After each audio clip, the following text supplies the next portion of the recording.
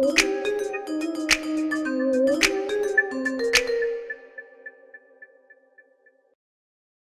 this is Michelle Aiden at the Capitol with Connor Boyack to talk about House Bill 333 about e-cigarettes. Can you just give us some information about the bill? I sure can. So this bill is actually a tax bill. That's all this bill really comes down to. There are e-cigarettes that many people are familiar with, nicotine inhalers. These are primarily often used by people who have been smoking cigarettes their whole life and want to wean themselves off of all those carcinogens and all the nasty stuff they put in cigarettes. They are still addicted to nicotine, and so they use an e-cigarette to basically wean themselves off of cigarettes. So it's actually basically a good public health thing, although proponents of this bill, including Representative Paul Ray, who's sponsoring this bill, are worried about youth use. And so to that end, he's proposed taxing e-cigarettes, nicotine inhalers, and then the juice and the products that you use for those devices at an 86% rate. This is the same tax that's applied to cigarettes, but he's trying to also bring it onto e-cigarettes as well. It's just a punitive tax, makes no sense, it's not needed.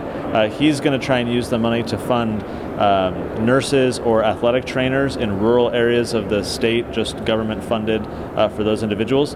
But then also others are talking about using it for Medicaid expansion as well. They see this as a huge potential to fund the expansion of Medicaid and healthcare for those who are in need. Great. Do you think this year's bill is part of a larger effort, or is it just an isolated issue? So Paul Ray has actually been working on the e-cigarette issue for years. He's very passionate about the issue for some reason. So this is definitely not an isolated thing. He 2 years ago tried to pass this crackdown on e-cigarettes and the production of them, the selling of them, the distribution, the sales, and that failed. Last year he was able to pass a law that does regulate the industry a bit more. It does prohibit minors from having them, actually even 18-year-olds. You have to be 19 to have e-cigarettes. And so there's been kind of a sustained effort, and this is the latest piece to the puzzle where he's trying to add the tax on top, which would effectively destroy the businesses for a lot of these new niche businesses that are trying to cater to this market of people who are trying to get off of cigarette smoking.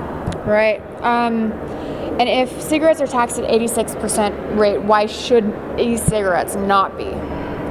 So cigarettes, or the idea behind taxing cigarettes at an 86% rate is a sin tax. It's to discourage the use of something that the legislature finds problematic. That's a dumb reason to impose such a high tax. Nevertheless, that's why that tax exists on cigarettes.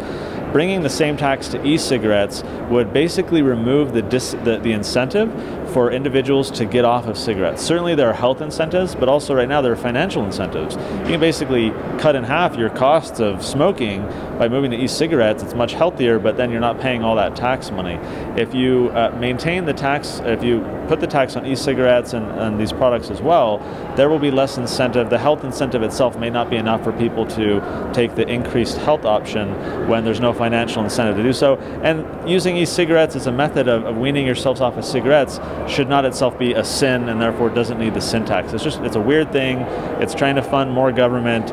It's a punitive tax. It really just doesn't make any sense, and for that reason we oppose it. Great. If you want more information or to contact one of your legislators, just click on the link in the description below.